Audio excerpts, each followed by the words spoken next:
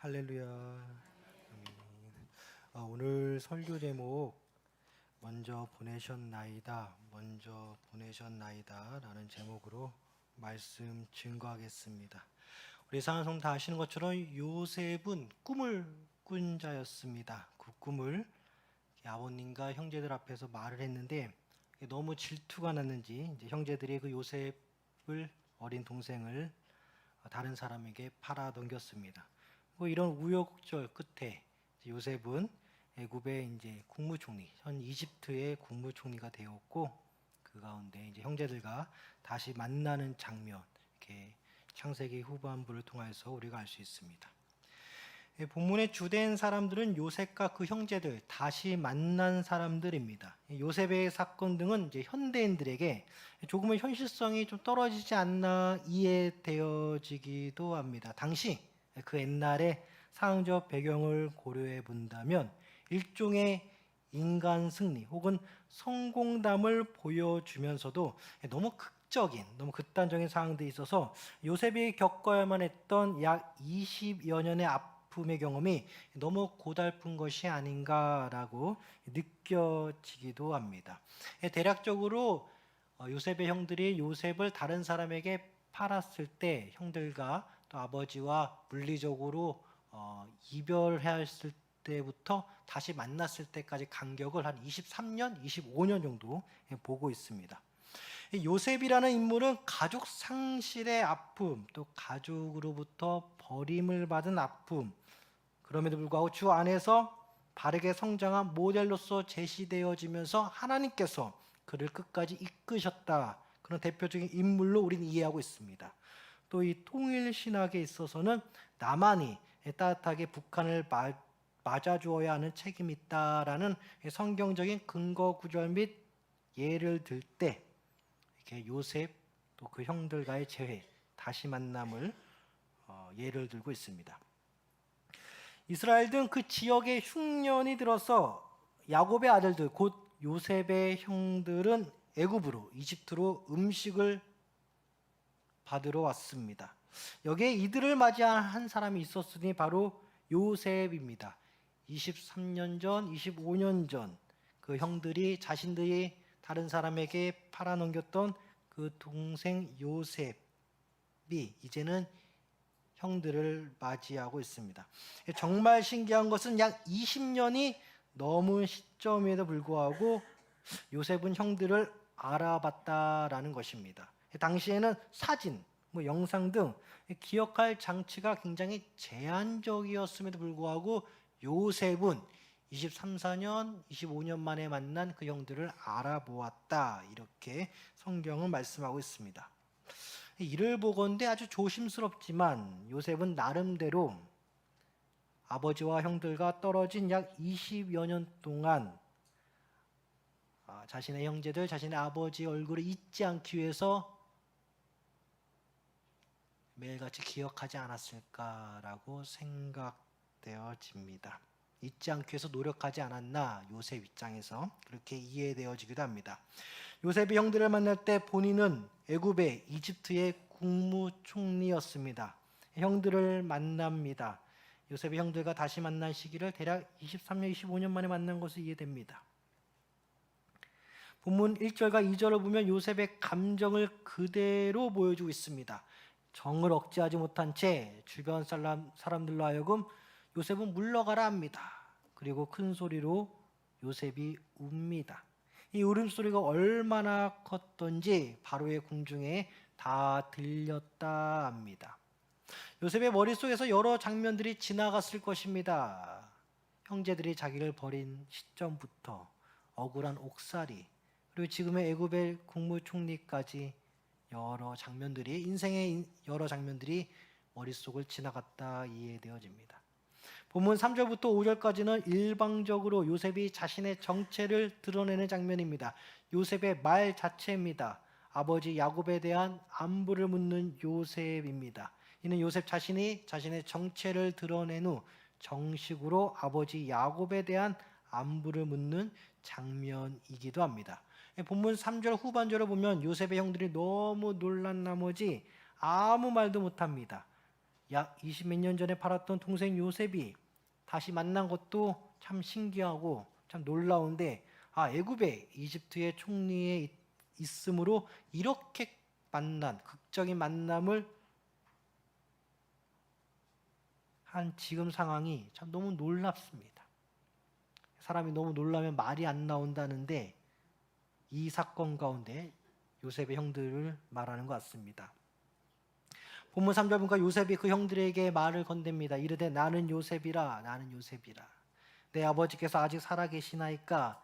형들이 그 앞에서 놀라서 대답하지 못하더라 나옵니다. 요셉이 자신의 정체를 드러내기 전 이미 아버지 야곱에 대한 안부를 파악한 상태였습니다. 그리고 창세기 45장 끝절과 연결이 되는데, 즉 창세기 45장 초반부 요셉이 자신의 정체를 드러내며 형들에게 공식적으로 아버지 야곱에 대한 안부를 묻는 시점, 또 창세기 45장 끝절을 보건대 창세기 45장의 핵심은 요셉과 아버지 야곱 간 서로에 대한 생존 사실 확인하였던 것으로 보입니다. 창세기 45장 마지막 구절의 28절을 보면 이스라엘이, 이건 야곱을 가리켜요. 아버지 야곱이 이르되 조카도다, 내 아들 요셉이 지금까지 살아있으니 내가 죽기 전에 가서 그를 보리라 하니라 나옵니다.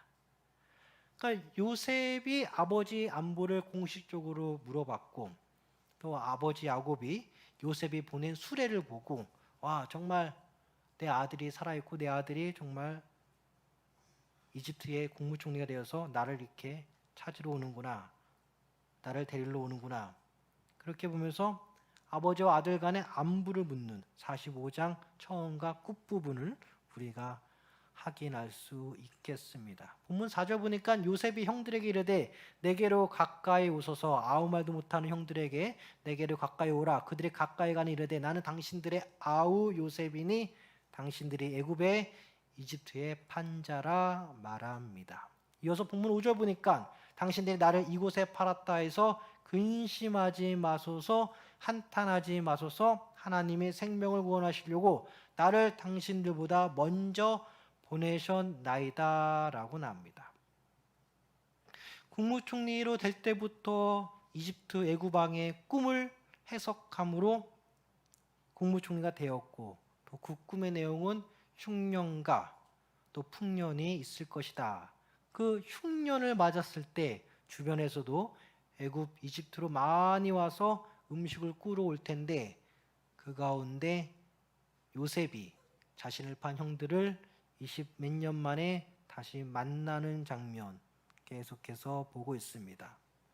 하나님은 이스라엘 민족을 이루시려는 계획이 있었습니다. 그러니 요셉을 먼저 가슴이 아프지만 가족들과 물리적으로 떨어지게 한 다음에 국무총리가 되었고, 그 가운데 나머지 아버지 야곱의 형제들 또 아들들의 가족을 살리고자 하는, 생존시키고자 하는, 존속시키고자 하는 하나님의 생명의 계획이 있었다 이해되어집니다. 이 계획을 실천시키기 위하여 아브라함의 후손들을 애굽으로 보내셨습니다. 먼저 털을 닦게 한 인물 요셉, 미리 하나님께서 세우셨습니다. 인간적으로 요셉은 불행한 인물입니다. 슬픈 인물입니다. 가족으로부터 물리적으로 버림을 받았기 때문입니다. 물론 요즘 세상에도 버림받은 자녀가 가끔 가족을 찾는 경우도 종종 있습니다. 요셉의 경우도 인간적인 감정이 앞설 수 있지만 우선 하나님의 뜻을 먼저 살폈던 것으로 보입니다. 어린 시절 꿈의 내용입니다. 결정적으로 이 꿈으로 말미암아 가족으로부터 물리적으로 버림받았지만 꿈의 내용 확실한 것이기에 믿고 언젠가 가족들을 만날 믿음이 요셉에게 있었습니다. 어떤 꿈이었습니까? 바로 가족들이 요셉에게 머리를 숙이는 꿈. 요셉은 믿었습니다. 이 꿈이 언젠가 이루어질 것이다. 언젠가 가족들을 만날 것이라는 것을 요셉은 알았습니다. 그 미래성을 본 것이죠. 그렇다면 요셉은 꿈도 꿈이지만 하나님, 나 요셉을 먼저 애굽에 보냈다라는 말을 어떻게 할 수 있었을까? 어떻게 이러한 통찰을 얻을 수 있었을까 궁금합니다. 직접적으로 이렇게 알 수 있는 성경 구절은 없으나 요셉이 확실히 믿었던 것은 미래를 여시는 주님, 그 하나님을 알았고 믿었다라는 것입니다. 그러다 보니까 여러 어려운 가운데서도, 우여곡절 속에서도, 특별히 재유혹 앞에서도 미래성을 가진 하나님의 계획을 알았기에 그 믿음으로 잘 넘기지 않았나 이해되어집니다. 창세기 41장 15절부터 16절에 보면 꿈을 해석하는 자는 하나님이라고 분명히 요셉은 애굽 바로 왕에게 말합니다. 이처럼 하나님 안에서는 우리에게 미래가 있는 것입니다.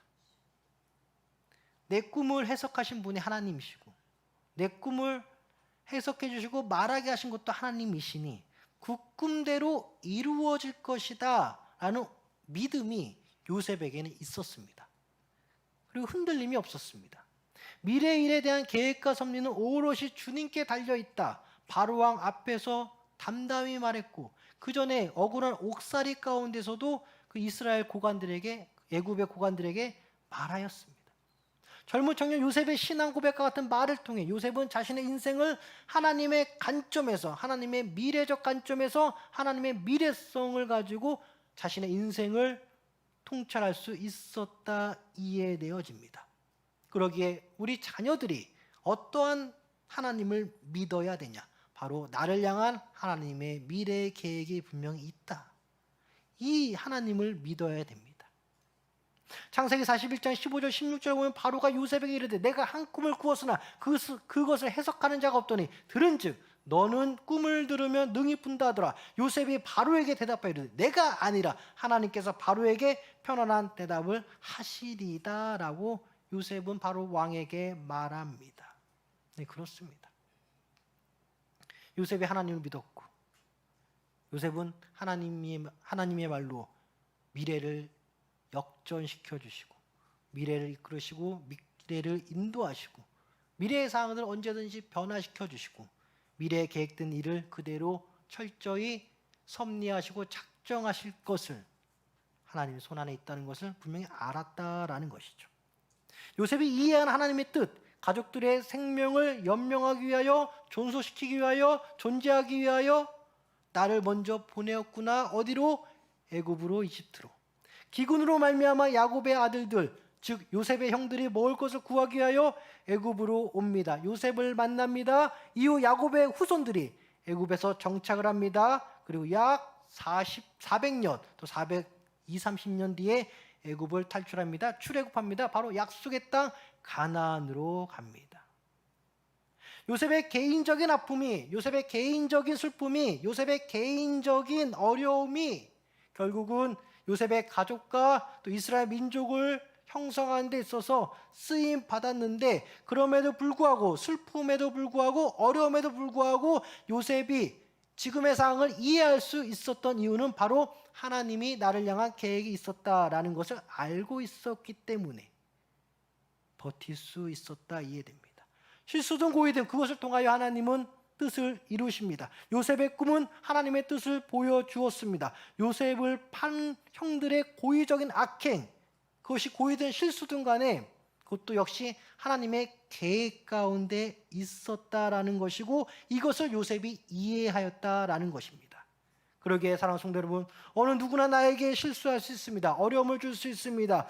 나도 실수할 수 있고 어려움도 줄 수 있고 그 정도의 이해가 아니라 이것을 통하여 하나님이 나를 통해 이루실 그 무엇이 있다라는 것을 믿어야겠습니다. 모든 것이 다 하나님 뜻에 있습니다. 무엇을 하든지 무엇을 먹든지 마시든지 주의 영광을 위해서 하라고 했는데 일상생활에서도 어떠한 어려움과 실수 모든 것들이 다 하나님 은혜 가운데 역전이 되고 다 이루어지고 그것을 통하여 하나님은 다 사용하십니다. 하나님은 이러한 영들의 고유적인 악행을 이용하셨습니다. 이러한 실수를 이용하셨습니다.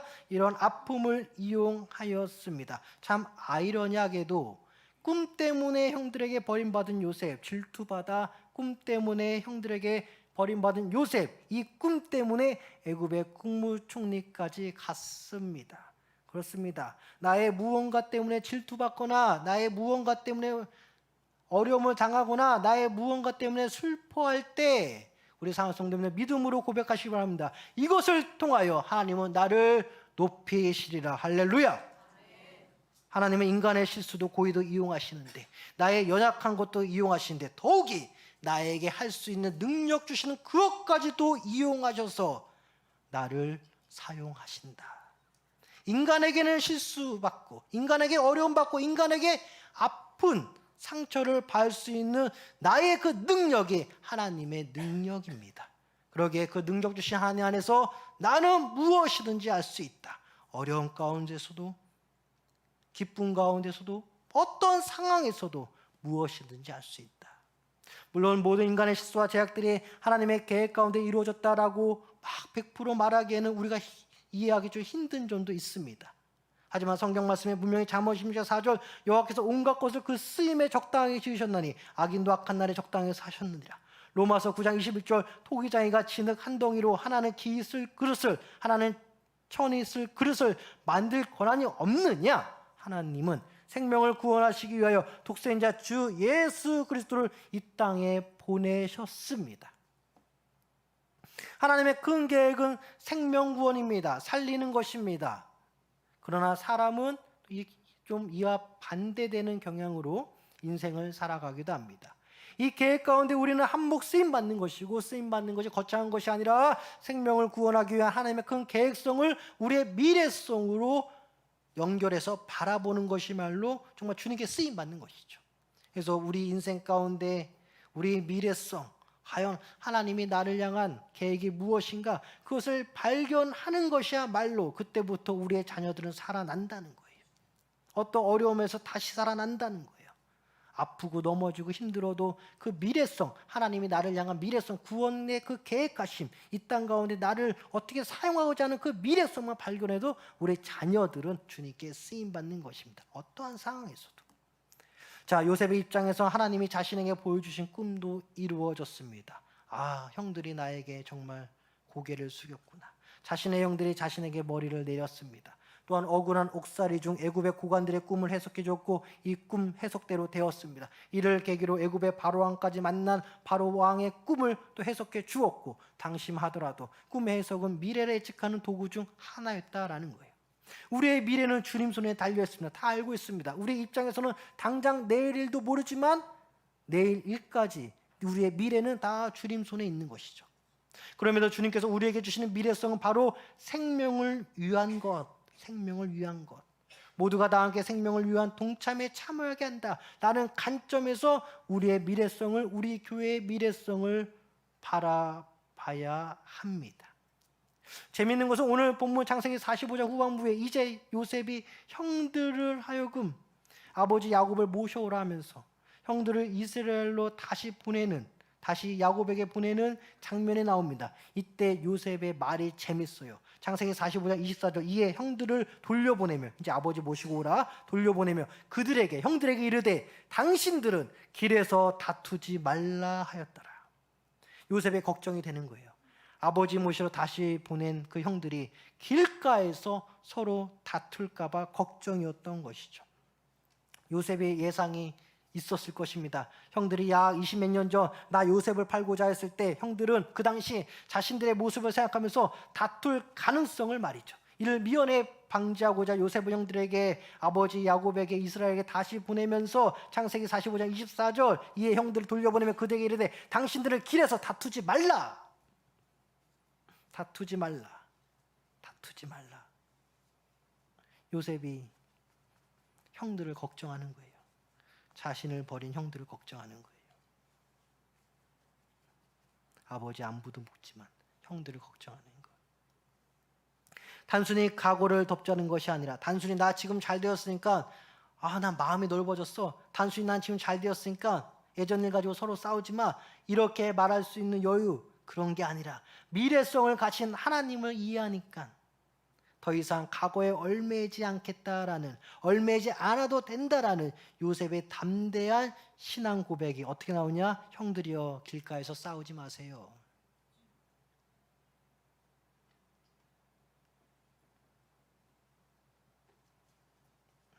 우리 사랑하는 성도 여러분, 예수 믿는 게 가장 잘 된 거예요. 결국 미래를 이해하고 확보하는 것이 가장 중요합니다. 미래를 이해하는 거, 하나님 안에서 이해하고 그 미래성, 미래의 계획을 확보하는 것 중요해요. 이는 곧 생명과 연결이 됩니다. 요셉은 두 번 반복합니다. 본문 5절 나를 당신들보다 먼저 보내셨나이다. 아래 9절 7절 후반절 나를 당신들보다 먼저 보내셨나니. 이는 곧 요셉과 형들로 하여금 하나님의 미래 계획성과 섭리를 서로 공유하였다 이해되어집니다. 생명의 보존의 관점에서 하나님의 미래 계획성과 섭리를 보존하였다. 창세기 45장 7절 다 보면 하나님의 큰 구원으로 당신들의 생명을 보존하고 우리 형들의 생명을 보존하고 당신들의 후손, 형들의 후손까지 나의 조카들까지 세상에 두시려고 나를 당신들보다 나 요셉을 당신들보다 먼저 보내셨나니. 큰 구원의 관점에서 생명의 관점에서 하나님의 미래성을 확보하는 자의 입에서는 바로 생명을 살리고자 하는 마음. 그러기에 구원의 관점에서 나의 인생이 이해가 되어야 합니다. 세상적으로 옆에 있는 사람들 바라보면 정말 세상적으로 다 해석이 되는 거예요. 구원의 관점에서 나의 옆에 있는 사람들이 나의 신앙이 이해가 되어야 돼요. 내 신앙을 지킨다 해서 우리의 생명, 곧 이 교회를 향한 주님의 미래성과 계획성을 가지고 우리나라를 향한 주님의 계획성을 가지고 구원의 관점에서 주님의 계획을 이해하여야 합니다. 이러한 이해는 우리 안에 내주하시는 성령님께서 우리에게 타인을 향한 마음으로 설정해 주십니다. 바로 위로함과 예방적 차원에서의 당부. 위로함과 예방적 차원에서의 당부. 본문 5절에서 분명히 요셉은 형들에게 말합니다. 당신들이 나를 이곳에 팔았다고 해서 근심하지 마소서, 한탄하지 마소서. 예방적 차원에서 당부하였고 또 이미 하나님 안에서 위로받은 요셉입니다. 또 앞에서 언급하였듯이 요셉이 형들에게 길가에서 서로 싸우지 말 것을 권면하면서 이러한 위로와 예방적 차원에서 당부는 하나님의 미래성을 아는 자만이 할 수 있으며 내주하신 성령님의 인도하는 받는 사람의 특징이기도 합니다. 그러기에 성령 받은 자가 누구냐? 바로 하나님 은혜 가운데 나의 미래를 계속해서 알아가는 것.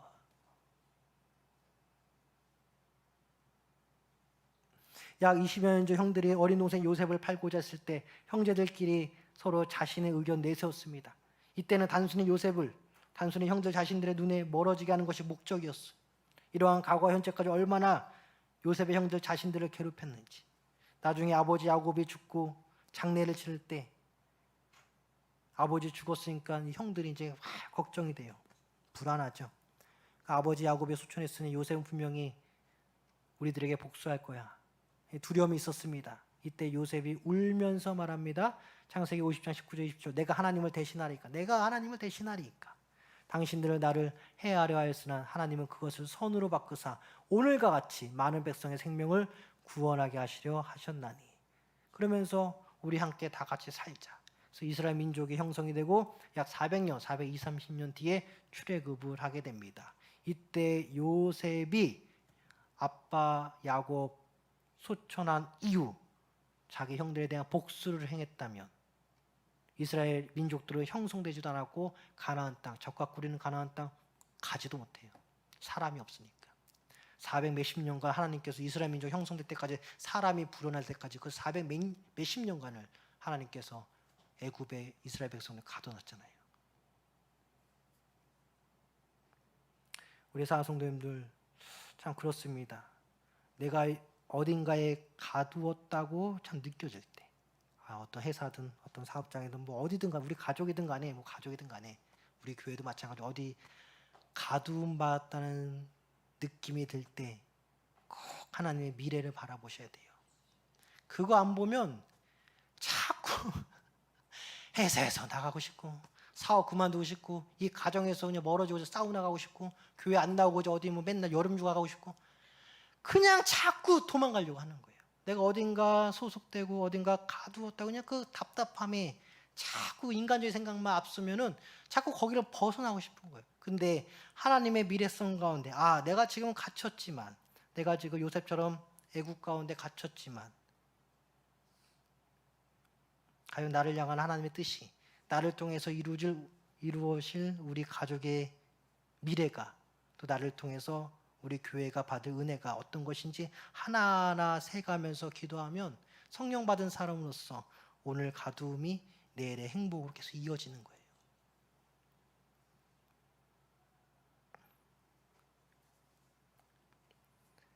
우리 기억하시기 바랍니다. 성령 가진 사람은 하나님의 미래성을 발견하고자 기도로 애쓰는 사람.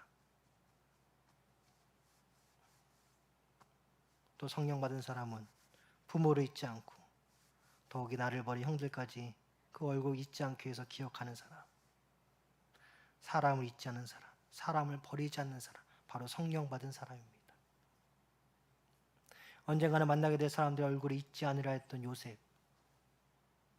사진도 없고 영상도 없는데 언젠가 아버지 만날 거란 말이야. 왜? 하나님의 꿈이 이루어질 거니까. 언젠가 나를 버린 형들 만날 거란 말이야. 왜? 하나님의 그 꿈이 이루어질 것이니까. 잊지 않기 위해서 요셉을 얼마나 기억했을까? 기억하려고 애썼을까? 애굽에 가둔당한, 애굽에 갇혀있는 요셉이 그렇게 자신의 가족을 기억하였습니다. 근데 이 성령 받지 않은 사람은 어디 가두는데 답답하니까 누구 자꾸 잊으려고 해요. 그 생각, 그 사람 얼굴만 생각하면 막 화가 나니까. 근데 성령 받은 사람은 그게 아니라는 거예요. 자기 아버지든 자기를 버린 형들이든 자기를 가두고 있는 사람들이든 하나님 뜻 가운데 다 만나고도 생명의 관점에서, 구원의 관점에서 그 사람 잊지 않으려고 기억한다. 이 기억이 사람을 기억할 때마다 누굴 기억하냐? 사실은 나에게 꿈을 주신 바로 삼위일체 하나님을 기억함으로 연결되는 거예요. 그래서 우리 상성님들, 지금 내 순간, 내 입장, 내 처지가 답답한 것이 아니라 내 주변 사람들 기억하며 기도할 때 어디까지 이어지냐? 바로 나를 향한 하나님의 계획까지 이루어진다. 이게 바로 성령을 소유하여 미래성을 확보한 자가 매일같이 걷는 자신의 십자가의 길이다. 이렇게 이해되어집니다. 우리 사랑성님들 행복하십시오. 강건하십시오. 우리 사랑성님들, 주님께서 여러분의 미래를 항상 책임질 줄 믿습니다. 우리 자녀들, 성령 받은 우리 자녀들 정말 예수 믿고 어떠한 상황에서도 나를 통해 우리 하나님, 우리 부모님, 우리 형제들, 우리 교회 나를 통해 이루시고 하나님 잊지 않기 바랍니다. 우리 자녀들이 성령 받으면 그렇게 되는 거예요. 기도하겠습니다. 하나님 아버지, 요셉